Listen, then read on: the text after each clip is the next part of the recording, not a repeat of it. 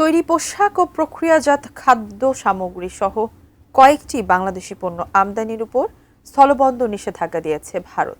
এই নিষেধাজ্ঞার ফলে সবচেয়ে বেশি ক্ষতিগ্রস্ত হবে আখাউড়া স্থলবন্দরের রপ্তানি বাণিজ্য, বলছেন ব্যবসায়ীরা। প্রতিদিন এ বন্দর দিয়ে অন্তত 40 লাখ টাকার পণ্য রপ্তানি হয়ে আসছিল। হুমকির মুখে পড়ল তা। আখাউড়া বন্দর ঘুরে এসে বিস্তারিত জানিয়েছেন আমাদের পূর্বাঞ্চলীয় ব্যুরো প্রধান পীযূষ কান্তি আচার্য।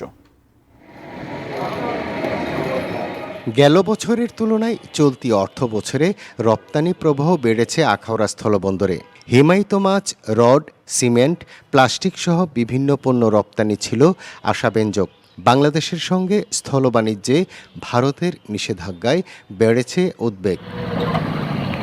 ব্যবসায়ীরা বলছেন, ভারতের সঙ্গে কূটনৈতিক টানাপোড়েনের কারণেই আমদানি সীমিত করছে ভারত সরকার। যে কয়টি পণ্য বেশি রপ্তানি হয় আখাউড়া বন্দর দিয়ে, তার সবগুলোই নিষেধাজ্ঞার আওতায় পড়ায় ভাটা পড়বে দেশের সার্বিক রপ্তানি বাণিজ্য।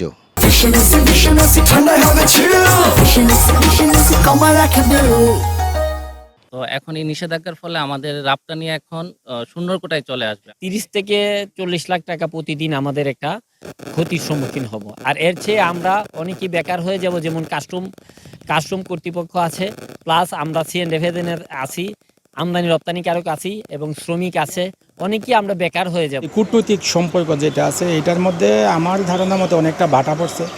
এই বাটা থেকে উভয় দেশের উচিত যে উঠে আসা। সবচেয়ে ক্ষতির সম্মুখীন আমরা ব্যবসায়ীরা। তবে বন্দর কর্তৃপক্ষ বলছে, গণমাধ্যমে কিছু পণ্য আমদানিতে ভারত সরকারের নিষেধাজ্ঞার খবর জানলেও দাপ্তরিক কোনো চিঠি পাননি তারা। ভারত সরকার থেকে যে সকল পণ্যের নিষেধাজ্ঞা দেওয়া হয়েছে এর মধ্যে বেশিরভাগ পণ্য আমাদের আখাউড়া স্থল থেকে যায়।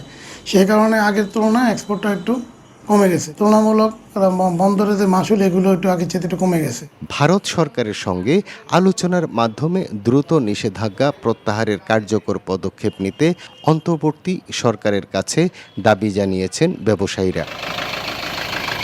পীযূষ কান্তি আচার্য, এটিএন নিউজ, আখাউড়া স্থলবন্দর, ব্রাহ্মণবাড়িয়া।